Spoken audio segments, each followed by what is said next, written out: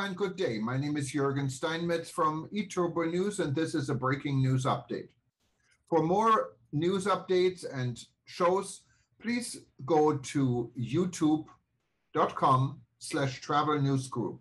youtube.com/travel news group. Here's our update. COP26, the tourism industry wants to be part of the solution to dangerous climate change. A team of winners on climate change formed today. Saudi Arabia, Kenya, Jamaica join forces and invite others at COP26, the UN Climate Change Conference.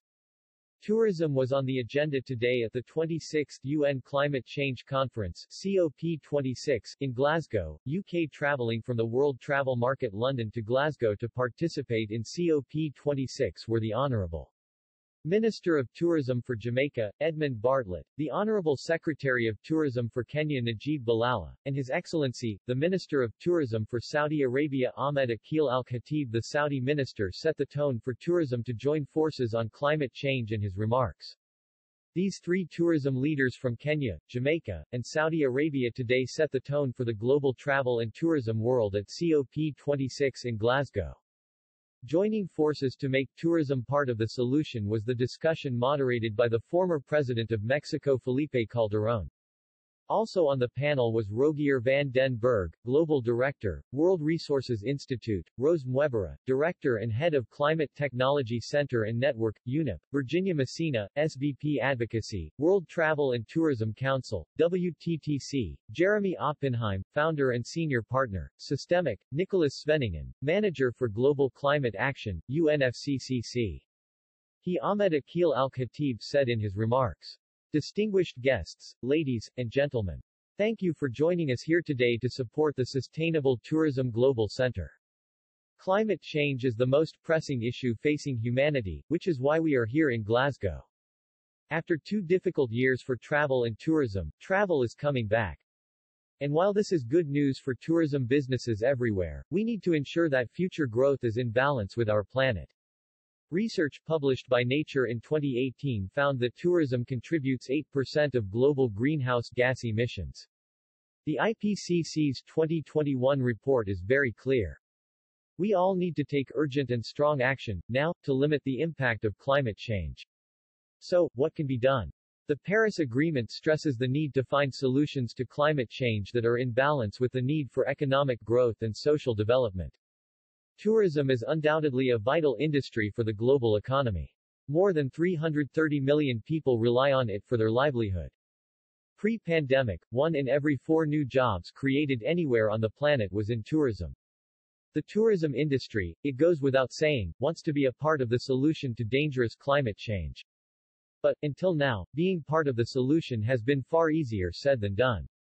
That's because the tourism industry is deeply fragmented, complex and diverse. It cuts across so many other sectors.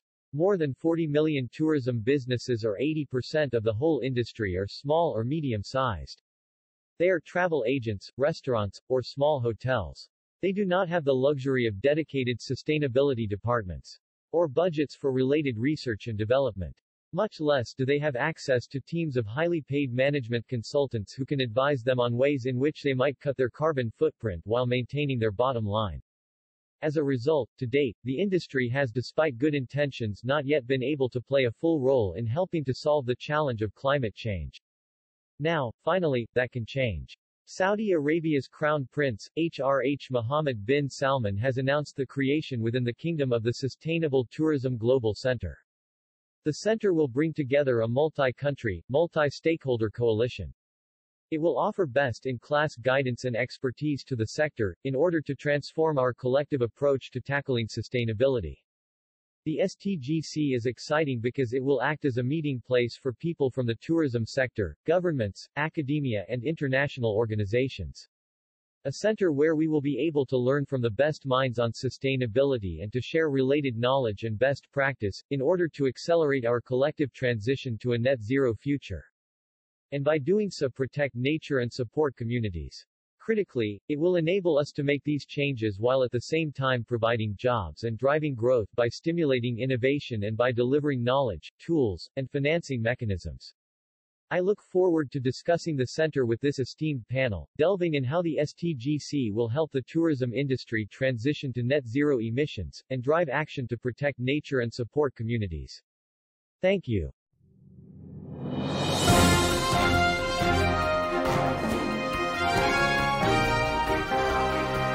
Thank you for listening to our news update. There's more on youtube.com/travel news group, or you can read us, of course, in going to our news portal at eTurboNews.com or travelnews.online.